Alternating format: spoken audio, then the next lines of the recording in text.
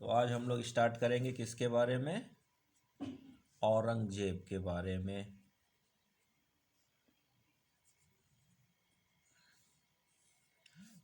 जिसका time period है 1658 to 1707 CE। ठीक है, तो हमें पता है कि कहानी अभी तक ये थी कि 1657 में क्या होता है, शाहजहां बीमार पड़ता है और शाहजहां के बीमार होते ही क्या हो जाता है, वॉर ऑफ सक्सेशन स्टार्ट हो जाता है उसके चारों बेटों में। औरंगजेब, दारा शिको और कौन रहता है बताइए? औरंगजेब, दारा शिको, मुराद और एक और क्या रहता है, शुजा। जिसमें दारा शिको पंजाब का गवर्नर होता है। और कितने शाहजहां के बेटे होते हैं? चार। दारा शिको सबसे बड़ा, उसके बाद मुराद, उसके बाद औरंगजेब, उसके बाद शुजा। और चारों को चार अलग अलग प्रांतों का क्या बना रखा है, वो गवर्नर बना रखा रहता है। जैसे दारा शिकोह को पंजाब का, मुराद को गुजरात का, इसके बाद औरंगजेब को डेक्कन का और शुजा, हाँ मुराद, और उसके बाद पंजाब का दारा शिकोह, मुराद गुजरात और मालवा का, औरंगजेब डेक्कन का और शुजा बंगाल।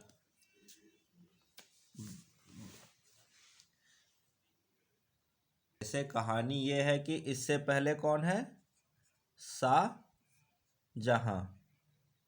शाहजहां क्या हुआ, यानी कि इलनेस की वजह से वीक होता है। कब? 1657। तो उसकी वजह से क्या स्टार्ट हो गया, war of succession. War of succession किसके किसके बीच में? शाहजहां के चार बेटे, शाहजहां के 4 सन्स के बीच में वॉर ऑफ सक्सेशन। सबसे बड़ा बेटा दारा शिकोह, जो क्या था, गवर्नर ऑफ पंजाब। दूसरा बेटा जिसका नाम था मुराद बख्श, जो था governor of Gujarat and Malwa. ठीक है। तीसरा बेटा जो था वो था औरंगजेब, औरंगजेब, और ये था गवर्नर ऑफ डेक्कन। और चौथा बेटा जो था वो था शुजा, और ये जो था ये था गवर्नर ऑफ बंगाल। ये कहानी हमने देखी थी। और होता क्या है, सबसे पहले शुजा, जैसे ही औरंगजेब बीमार पड़ता है, शुजा क्या करता है, खुद को एम्परर क्लेम करता है। जैसे एम्परर क्लेम करता है और आगरा की तरफ आता है, तो दारा शिकोह का बेटा जिसका नाम रहता है सुलेमान, वो इसको हरा देता है और ये बंगाल लौट जाता है। फिर औरंगजेब दिमाग लगाता है। औरंगजेब क्या करता है, मुराद को अपने साथ मिलाकर अलायंस करता है, और अलायंस करने के बाद अटैक करता है। तो उस अटैक में क्या है, हमने देखे थे 4 वॉर। कौन कौन से? पहला वॉर जो दारा शिकोह की सेना, दारा शिकोह खुद नहीं उसमें रहता है, दारा शिकोह की सेना रहती है, यानी कि धर्मत का, बैटल ऑफ धर्मत हमने देखा। क्या देखा? पहला हमने देखा था बैटल ऑफ धर्मत, ये देखा था, जिसमें औरंगजेब जीतता है। ये कब है? ये है अप्रैल 1658 में। ठीक है। दूसरा बैटल, दूसरा बैटल कौन सा है? बैटल ऑफ कौन सा है? सुमेरगढ़, सामूगढ़। क्या है? सामूगढ़। और ये कब है? ये है जून 1658 में। ठीक है। इसके बाद है तीसरा बैटल। तीसरा बैटल जो होता है वो होता है शुजा,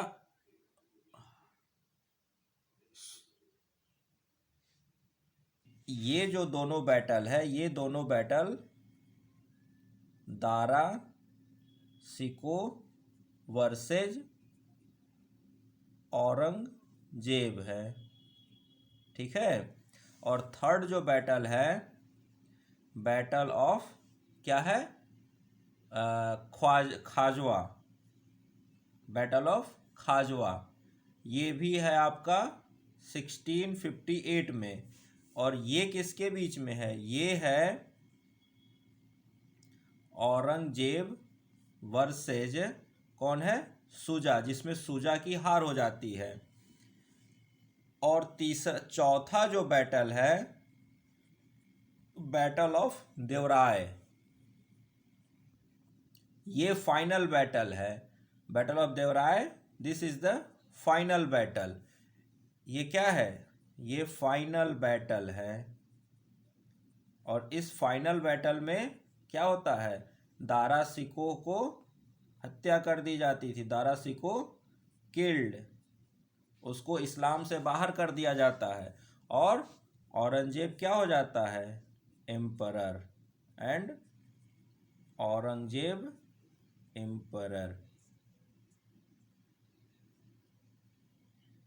खुद को तो वो बैटल ऑफ सामूगढ़ के बाद ही वो एम्परर घोषित कर देता है, आगरा में अपना कोरोनेशन कर लेता है वो बैटल ऑफ सामूगढ़ के बाद ही। और क्या करता है, इसको मुराद बख्श को जेल में भेजवा देता है, ग्वालियर, ठीक है। लेकिन उसके बाद भी अभी जब औरंगजेब आगरा की गद्दी पर बैठा और मुराद को जेल भिजवा दिया, तो अभी भी दो दावेदार सुजा और दारा सिकोह बाकी बचे थे। तो सुजा को हटाने के लिए बैटल ऑफ खाजवा, और अंतिम जो बड़ी लड़ाई होती है वो होती है बैटल ऑफ देवराय, इसमें दारा सिकोह को हटाया।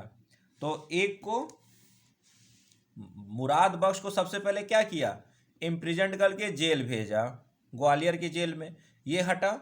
सुजा को हटाया बैटल ऑफ खाजवा में, और दारा सिकोह को की हत्या कर दी बैटल ऑफ देवराय में। और बचा कौन, औरंगजेब। तो 1658 में जाकर औरंगजेब बिना किसी और, मतलब बिना, अब कोई इसका चैलेंजर ही नहीं बचा, अब इसका कोई चैलेंजर नहीं बचा। और यहाँ से अब क्या होती है, औरंगजेब की कहानी शुरू होती है। इससे पहले जो कुछ हो रहा था वो अपना वॉर ऑफ सक्सेशन कर रहा था। यहाँ तक चीज़ें क्लियर हैं। और कौन कहाँ का गवर्नर था वो याद रहेगा, दारा सिकोह पंजाब का, मुराद बख्श गुजरात मालवा, औरंगजेब डेक्कन, और सुजा बंगाल। चारों चार अलग डायरेक्शन में, ठीक है ना, चारों चार अलग डायरेक्शन में, ठीक। अब इसके बाद हम लोग देखेंगे औरंगजेब की कहानी। तो ये वॉर ऑफ सक्सेशन था, लेकिन शाहजहां की अभी डेथ नहीं है। शाहजहां की डेथ कब है, शाहजहां तो 1666 में जाकर डेथ होती है शाहजहां की। तो यानी कि फिर 1658 के बाद से कहाँ है शाहजहां, जेल में। कहाँ पर है, आगरा की जेल में है। और मरने के बाद शाहजहां को ताजमहल में उसकी बेगम मुमताज महल के बगल में ही दफन कर दिया गया है, ठीक है ना। तो इस तरह से हमने ये थोड़ा सा रिवाइज कर लिया। अब आगे देखते हैं औरंगजेब की कहानी को। तो ये रब कर रहा हूँ मैं, ठीक है। तो औरंगजेब जो आप देखोगे, जो बैटल है वो बैटल आप ऐसे याद रखो कि एक बैटल तो दारा सिकोह और सुजा के बीच में हो गई, जिसमें सुजा, दारा सिकोह के बेटे ने सुजा को हरा दिया, उसका कोई नाम नहीं है। लेकिन उसके बाद की जो बैटल है, तो उसमें औरंगजेब और दारा सिकोह के साथ दो बैटल, फिर औरंगजेब और सुजा के साथ एक बैटल, और फिर औरंगजेब और दारा सिकोह। जो मुराद है, मुराद एक कठपुतली है औरंगजेब की। जैसे जैसे औरंगजेब चाह रहा है वैसे वैसे वो मुराद बख्श को अपने साथ यूज कर रहा है, क्योंकि औरंगजेब को अपनी पावर बढ़ानी थी। तो वो मुराद की सेना यूज कर रहा था, मुराद को अपने साथ अलायंस में लेकर। बस इतना ही मुराद का रोल रहा है, बाकी तो मेन रोल में कौन है, औरंगजेब है। चलिए, तो अब औरंगजेब के बारे में लिखना शुरू करते हैं। तो लिखिएगा, Aurangzeb was born on 4th November 1618 at a place named Dahod near Ujjain. Dahod में एक जगह के पास, एक उज्जैन के पास एक जगह दाहोद, वहीं पर इसका जन्म हुआ था। नेक्स्ट पॉइंट लिखिएगा औरंगजेब के बारे में। लिखिए, औरंगजेब को मैं ऐसे शॉर्ट में लिख रहा हूँ, ठीक है, AURG, ठीक है ना। इसका मतलब आप समझिएगा औरंगजेब, पूरा स्पेलिंग क्या लिखना। देखिए, औरंगजेब वॉज मैरिड टू दिलरा बानू बेगम, जिसको क्या कहा जाता है, रबिया उद्दुर्रानी, ठीक है, ऑफ द पर्सियन रॉयल्टी। तो औरंगजेब का जो था वो पर्सियन सिस्टम के प्रति ज़्यादा झुकाव था, ठीक है ना। नेक्स्ट पॉइंट लिखिए,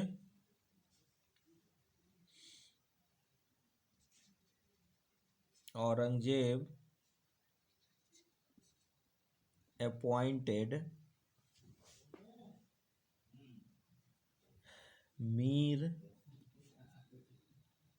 Mir Jumla as the governor of Bengal. Mir Jumla जो है ना, ये औरंगजेब का सबसे वफादार और सबसे काबिल कमांडर था, मीर जुमला, ठीक है। नेक्स्ट पॉइंट लिखिएगा,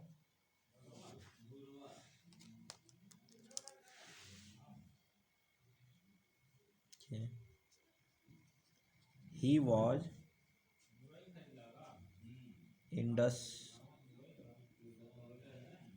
industrious and disciplined, very simple, and used to earn money for his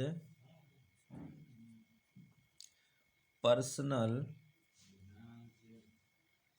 expenses by copying Quran and selling those copies। तो आप इसी से समझ सकते हैं कि औरंगजेब कितना सिंपल लिविंग व्यक्ति था और कितना ज़्यादा ये इस्लाम का डिवोटी था, कि बहुत ही ज़्यादा बेसिक सिंपल लाइफ जीता था, जैसा इस्लाम में कहा जाता है जनरली, ठीक है। और अपने पर्सनल खर्चे के लिए क्या करता था, कुरान की कॉपी यानी कुरान की नकल खुद अपने हाथों से लिखता था और उसको मार्केट में या बाकी दरबारियों से सबसे को बेचता था, और जो उससे पैसे आते थे उसी से ये अब पर्सनल एक्सपेंसेस करता था। बाकी राजस्व से अपने पर्सनल एक्सपेंस के लिए कुछ भी नहीं लेता था। ये इतना सिंपल लिविंग ये व्यक्ति था, लेकिन ये काफ़ी ज़्यादा ऑर्थोडॉक्स था धर्म को लेकर। अगर इसी लिबरल नेचर के साथ अगर ये क्या होता, टॉलरेंट भी होता, तो बात ही अलग थी। लेकिन इतना सिंपल लिविंग के रहते हुए ये क्या था, ऑर्थोडॉक्स था। धर्म को लेकर इसके अंदर कट्टरता टाइप की चीज़ें थी। ठीक है ना। नेक्स्ट पॉइंट लिखिएगा, he was proficient, he was proficient in Arabic and Persian language,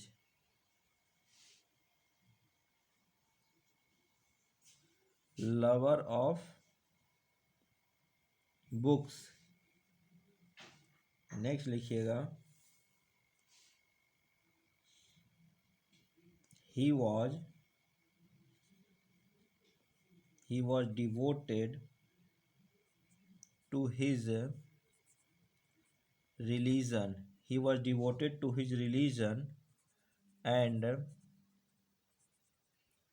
conducted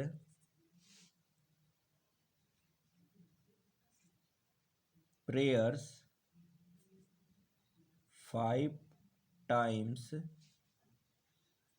a day, यानी कि 5, एक दिन में 5 दफ़ा नमाज। इस्लाम में प्रेयर का मतलब क्या हुआ? नमाज। ठीक है, तो 5 दफ़ा एक दिन में नमाज करता था। And strictly observed the Ramzan fasting. तो एक महीने का जो रोज़ा होता था, उस रोज़े को भी ये बहुत ही बखूबी निभाता था, पूरे रीति रिवाज और जो भी इनका ट्रेडिशन था उस तरीके से। तो हर दिन 5 दफ़ा नमाज पढ़ना, रमज़ान की फास्टिंग हर साल पूरे महीने, ये मतलब बिल्कुल जो इस्लामिक तौर तरीके होते हैं उसी तरीके से ये अपनी ज़िंदगी को जीता था। ठीक है, नेक्स्ट लिखिएगा,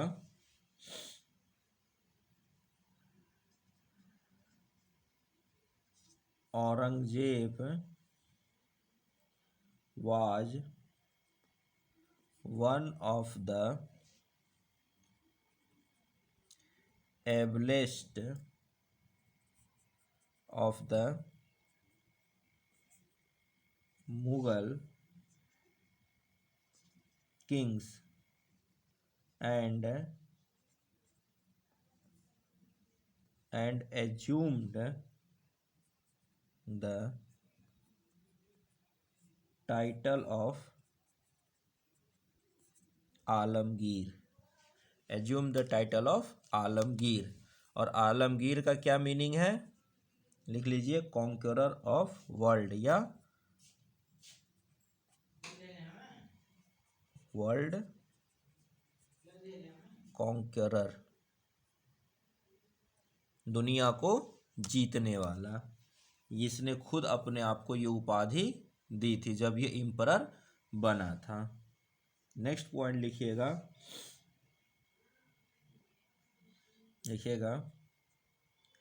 his military campaigns in his first 10 years of reign were a great success. क्योंकि इतनी बड़ी सेना थी, इतने लोग थे, इतने कमांडर थे, तो और कोई भी इतना बड़ा राजा नहीं था जो मुगल आर्मी का उस वक्त मुकाबला कर सके। नेक्स्ट लिखिएगा, but due to his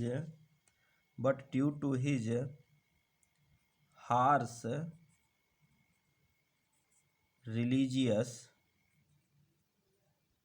policy, यहाँ ध्यान रखिए, harsh religious policy, due to his harsh religious policy